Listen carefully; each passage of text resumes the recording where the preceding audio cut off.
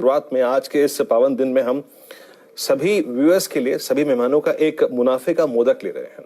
आपसे हम conviction call लेते हैं, आपसे हम भसीन के भरोसेमंद शेयर लेते हैं। आज मुनाफे का मोदक हमारे व्यूअर्स के साथ आप क्या शेयर करेंगे भसीन साहब? तो मुनाफे का मोदक एक नहीं दो गुना है सर। दो बैंक ऐसे बोल रहा हूं जो अगली गणेश चतुर्थी पे आप सच में याद रखेंगे कि आपने ये दो मोदक डबल खाया। पहला है बंधन बैंक, और उसका कारण बताता हूं। बंधन बैंक में कोई इक्विटी डाइल्यूशन नहीं थी। आपको पता है प्रमोटर ने अपना स्टेक कम करना था। लोग बाग भूल रहे हैं बंधन बैंक के जो एनपीए और recovery rate is the best in the industry. A B जो असम में प्रॉब्लम थी वो ऑलमोस्ट ओवर होकर अब पॉजिटिव में आ गई। और सी आपको याद होना चाहिए वरिंदर, एक कंपनी थी सबसे profitable low mortgage lender Gruh finance. Gruh finance gives you the 15 lakh वाली टिकट जो हाउसिंग है वो इसमें मर्ज हो चुकी है।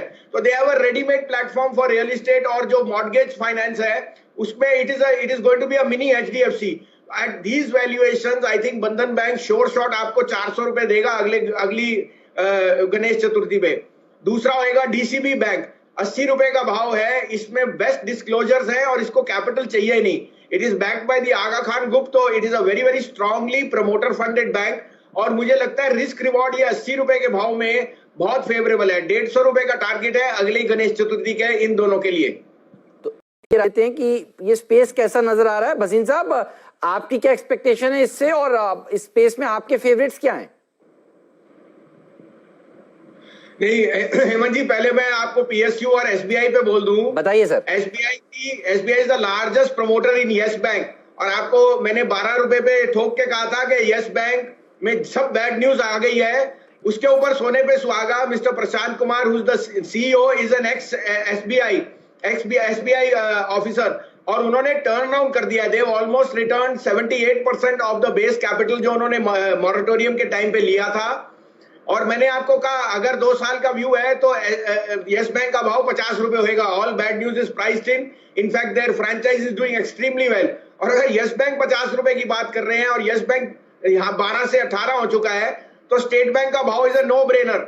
मेरे हिसाब से सम ऑफ पार्ट्स अगर आप सब्सिडी लगाएं तो state bank the bank is just available for 60 rupees and you can't get it cheaper, 0.3 time price to book.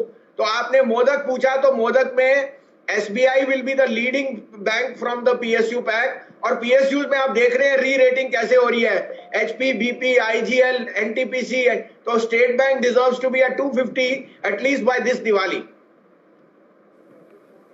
अलेफ, आपने इस सीरीज की शुरुआत में बताया था, कल गोदरेज प्रॉपर्टीज पर भी आपकी बात हो रही थी। ये स्पेस अब से लेकर इस सीरीज के अंत तक कितना और प्रदर्शन दिखा सकता है, मेरा पहला सवाल ये है। और आपका अब व्यू क्या है इतनी बड़ी रैली के बाद?